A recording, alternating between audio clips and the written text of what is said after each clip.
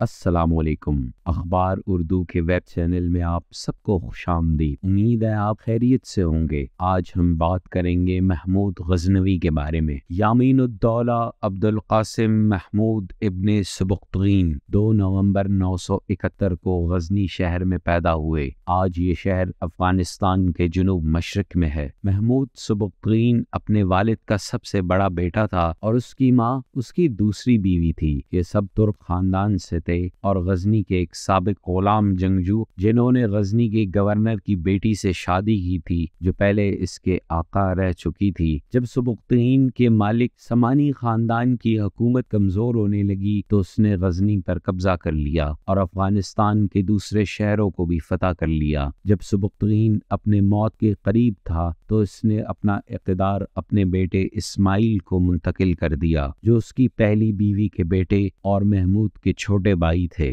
سبکتغین کا انتقال 997 میں ہوا اور اس نے اپنے بیٹے اسماعیل کو غزنوی خاندان کا حکمران بنا دیا۔ سبکتغین نے اپنے زیادہ تجربے کی وجہ سے محمود کے بجائے اسماعیل کو اپنا جانشین بنانے کا فیصلہ کیا۔ یہ ممکن ہے کہ اسماعیل کی ماں سبکتغین کے پرانے آقا الپتگین کی بیٹی تھی۔ محمود نے جلد ہی بغاوت کر دی اور اپنے بھائی ابو المظفر کی مدد سے اگلے سال غزنی کی لڑائی میں اسماعیل کو شکست دے کر غزنویوں کی سلطنت پر قبضہ کر لیا۔ اسی سال 998 میں محمود بلخ کو امیر ابو الحارث منصور نے شکست دی۔ اس کے بعد اس نے سلطنت غزنیہ پر قبضہ کر لیا اور اپنے بھائی اسماعیل کو زندگی بھر نظر بند رکھا۔ اس کا مقصد پوری وسطی ایشیا کی سیاست میں اپنی طاقت قائم کرنا اور ایک آزاد خلافت میں حکمرانی قائم کرنا تھا۔ محمود غزنوی سلطنت کا سلطان تھا جس نے 998 سے لے کر 1030 تک حکومت کی۔ اپنے زمانے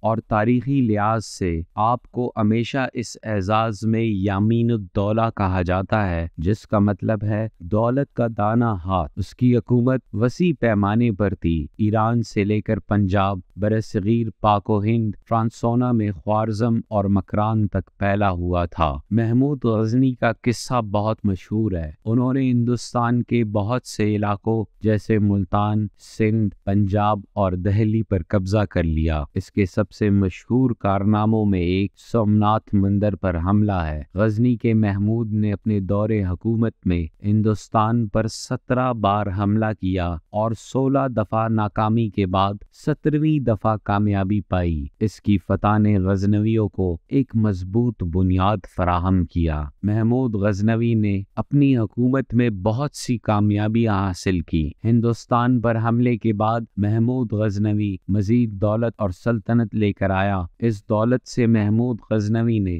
غزنی کو ایک خوشحال سلطنت میں بدل دیا۔ اس نے محلات، مساجد، جامعات، کتب خانے بنائے۔ یہ دور غزنی شہر کے خوبصورت ادوار میں سے ہے۔ محمود کی ایک اور کامیابی سلطان کا لقب ہے اور کہا جاتا ہے کہ وہ پہلا شخص ہے جس نے یہ لقب حاصل کیا۔ اس کے علاوہ محمود کی حکومت کا کردار یہ ہے کہ اس کی حکومت نے مغلیہ سلطنت کی اسلامی حکومت کی راہ ہموار کی۔ سلطان محمود غزنوی کا انتقال 30 اپریل 1030 کو ہوا۔ ان کی یادگار غزنی افغانستان میں ہے۔ تو یہ تھی ہماری آج کی ویڈیو۔ امید ہے آپ کو پسند آئی ہوگی۔ ایسی اور ویڈیوز دیکھنے کے لیے اخبار اردو کے ویب چینل کو سبسکرائب کریں۔ ملتے ہیں آپ سے اگلی ویڈیو میں، تب تک کے لیے اللہ نگہبان۔